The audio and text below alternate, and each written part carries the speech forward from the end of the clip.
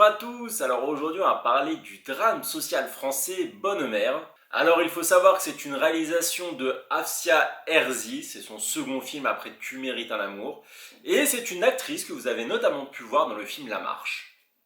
Et ce second film Bonne Mère a fait partie de la sélection Un certain regard au Festival de Cannes 2021.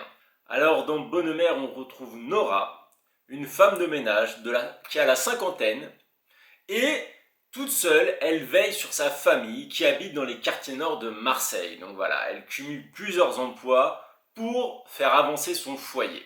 Alors j'ai bien aimé ce drame social à la française. Bon, c'est vrai qu'on n'est pas encore sur du Ken Loach, mais malgré tout, le résultat est bon, on est en bonne immersion.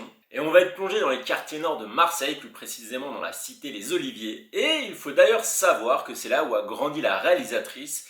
Et ça explique sûrement cette touche d'authenticité qu'on ressent durant tout le film. Alors on va accompagner Nora et c'est vrai que voilà, on est devant la dure réalité économique des habitants des quartiers populaires. Donc voilà, cette femme de ménage qui à elle toute seule va devoir travailler, devoir cumuler deux emplois. Elle se lève très tôt le matin, après elle va s'occuper d'une personne âgée, après elle rentre chez elle, elle fait le ménage, elle fait à manger. Et voilà, elle va devoir porter sur ses épaules son foyer. Et j'ai bien aimé le fait qu'on est devant, on va dire, une description. C'est vraiment, voilà, on est posé devant la réalité de cette femme. Et c'est raconté de manière juste. Il n'y a pas les dérives qu'on peut avoir dans certains autres films où voilà, ça va partir en trafic de drogue organisé, en grand braquage. Non, là, ça se veut vraiment réaliste et c'est la simple réalité. Et quand cette réalité elle est racontée convenablement, correctement, bah, c'est toujours un plus. Surtout voilà que le personnage de Nora, on va rapidement se prendre d'affection pour elle. La pauvre, voilà, elle a 50 ans, on voit qu'elle a des problèmes de dents, mais elle doit se priver, voilà, pour payer X ou Y, voilà, pour aider ses enfants. C'est touchant, voilà, c'est touchant cette femme qui fait tout ce qu'elle peut pour que les membres de sa famille aient tout ce qu'il leur faut. Et il n'y a rien à dire, son côté travailleur va vraiment forcer le respect et à aucun moment elle va blâmer la société pour ce qui lui arrive. Alors certes, avec le recul qu'on a, on va pouvoir observer qu'est-ce qui fait voilà, dans une société des choses fonctionnent mal pour que cette femme arrive à supporter autant sur elle. Mais pour autant, elle va toujours assumer son rôle sans jamais se défiler. Voilà, moi c'est pour ça que je lui dis bravo à cette Nora. Si vous n'avez pas encore mis un like à la vidéo, c'est le moment. Et aussi, abonnez-vous. Et on ne peut que féliciter Halima Ben Hamed, c'est son premier film au cinéma, voilà, c'est son premier rôle.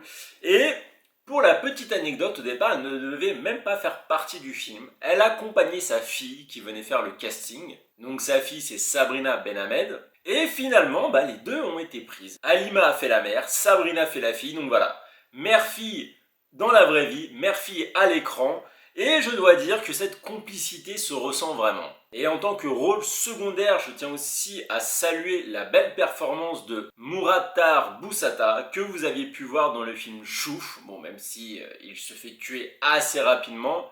Voilà, je suis content d'avoir pu le revoir à l'écran. Et cela m'amène sur le terrain aussi des relations familiales qui sont explorées dans le film et qui sont bien explorées. En effet, on va voir que Nora se débrouille, comme je vous ai dit, pour porter son foyer.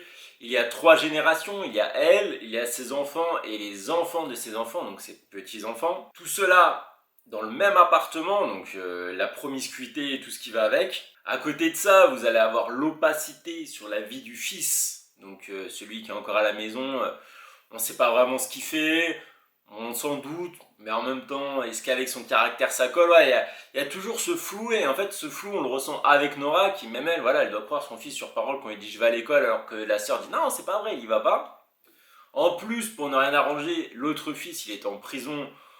On sait pas vraiment ce qu'il a fait, voilà, on se doute que c'est une connerie plus ou moins grave. Et enfin, la pauvre, il y a sa fille qui veut tout faire pour gagner de l'argent facilement, voilà, Et c'est d'ailleurs l'axe de la fille, en fait, qui m'a un peu dérangé dans le film, je dois vous le reconnaître, je dois vous le reconnaître.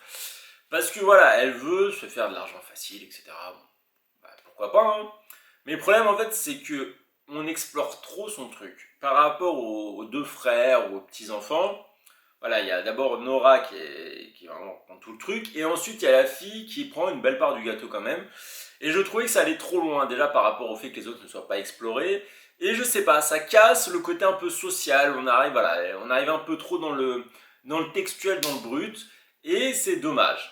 C'est dommage, parce que moi ça m'a cassé un peu la dynamique quand même. Mais bon, dois-je voir le film? Pour moi la réponse est oui, il vaut le coup, ça il n'y a aucun doute. Donc voilà, bah, je vous dis à une prochaine critique, allez, ciao!